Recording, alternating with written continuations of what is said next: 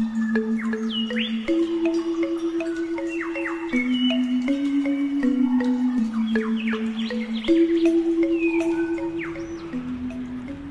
Swastiastu, Om Awignamastu Namo Sidam, Om Anubhadra Kratawoyantu Wiswata, Om Sidirastu Tat Astu Astu Swaha.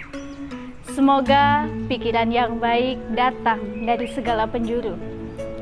Yang terhormat Bapak PHDI Pusat beserta jajaran panitia yang telah menyelenggarakan Lomba Dharma Wacana Digital tahun 2022, serta para peserta dan umat sedharma dimanapun berada yang saya banggakan. Rasa angayu bahagia saya haturkan kehadapan Ida Sayang Widi Tuhan Yang Maha Esa. Karena atas asung kertawanugrahanya, saya masih diberi kesempatan berproses untuk menyampaikan pesan Dharma. Sujud bakti saya haturkan kehadapan para maharesi yang telah memberikan ilmu pengetahuannya kepada saya, sehingga saya dapat sedikit berbaginya kepada umat sedharma dimanapun berada. Umat sedharma yang berbahagia, pepatah Jawa mengatakan, Witeng tresno jalaran soko kulino. Cinta itu hadir, cinta itu ada, dan cinta itu timbul karena terbiasa. Terbiasa mengenal, terbiasa menyapa, dan terbiasa bersama. Tak kenal maka tak sayang. Jika sudah kenal, jangan lupa untuk disayang. Mohon izin, perkenalkan nama saya Nitya Yuli Pratista, si mata minimalis, hidung ekonomis, paras manis, pesona artis. Dari Tlatah Kabupaten Jombang, Provinsi Jawa Timur. Dan saat ini saya sedang menempuh masa Brahmacari di Sekolah Tinggi Agama Hindu Negeri Empu Kuturan Singaraja. Pada kesempatan yang berbahagia ini, izinkan saya menyampaikan pesan Dharma dengan judul Menjalani Jenjang Kehidupan Berdasarkan Ajaran Agama.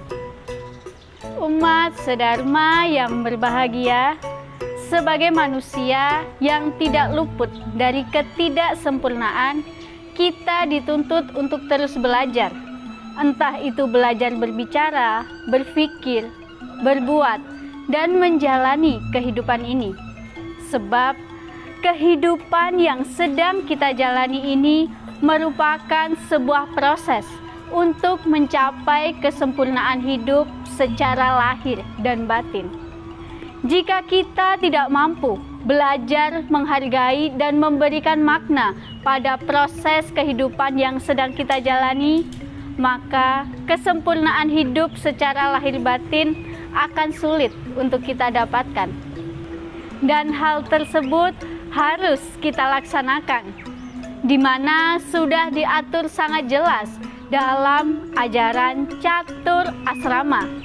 Setiap jenjang kehidupan dari kita kecil hingga menjelang kematian sudah ada kewajiban-kewajiban yang harus kita laksanakan. Akan tetapi di era modern ini banyak sekali kita jumpai manusia yang enggan melaksanakan kewajiban-kewajibannya sebagai manusia.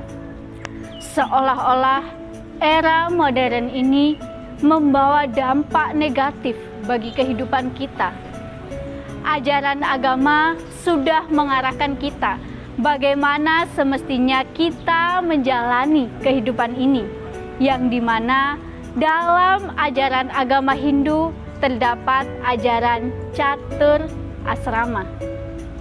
Umat sedharma yang berbahagia, catur asrama artinya 4 jenjang yang harus dilalui manusia dalam kehidupan ini, khususnya umat beragama Hindu.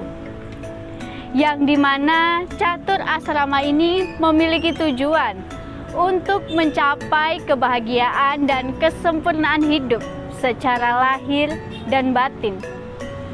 Pada bagian pertama catur asrama terdapat Brahmacari. Brahma yang artinya ilmu pengetahuan yang suci, cari yang artinya bergerak.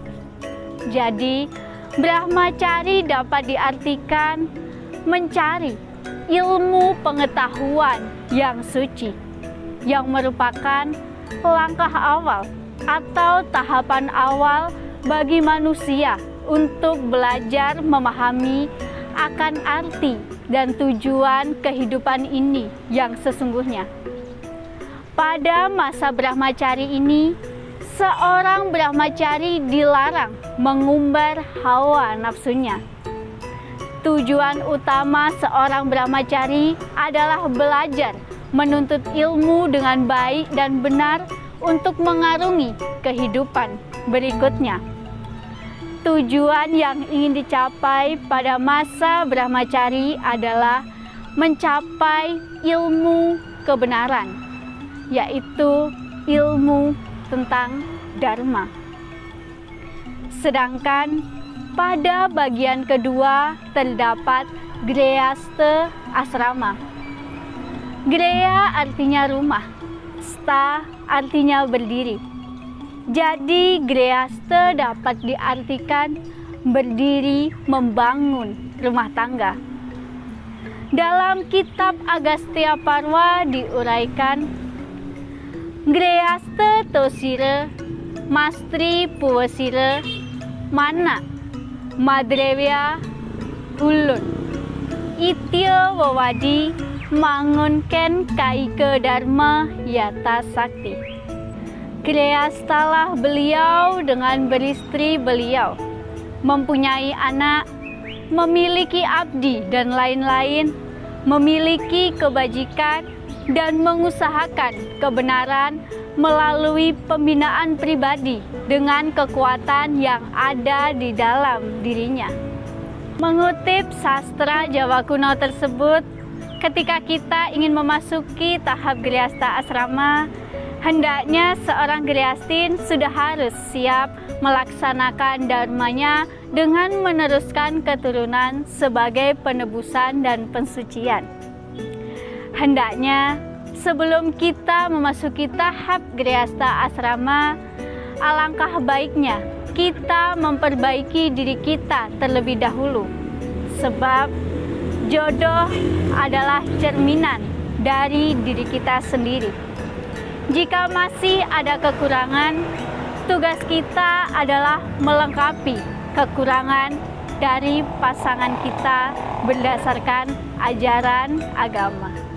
Umat sedharma yang berbahagia, pada bagian ketiga catur asrama terdapat Wana Prastha asrama. Wana yang artinya hutan, kayu, pohon, prasta yang artinya berjalan. Jadi, wana prasta dapat diartikan hidup mengasingkan diri ke dalam hutan. Mulai belajar mengurangi hawa nafsu dan keterikatan kita pada keduniawian. Akan tetapi, fenomena yang sering kita lihat di zaman sekarang ini, kita sangat sulit menurunkan ego kita perihal hawa nafsu dan ikatan keduniawian. Padahal, jika kita mempelajari lebih jauh lagi, duniawi ini hanya sementara. Kepuasan yang ada di duniawi, ikatan keduniawian yang membuat kita terlena, sesungguhnya itu hanyalah kebahagiaan sementara yang kapan saja bisa musnah. Akan tetapi, kita masih sangat terlena dengan semua itu. Sangat miris, bukan? Wana prasta pada zaman sekarang ini sangat sulit untuk dapat kita terapkan dalam kehidupan kita.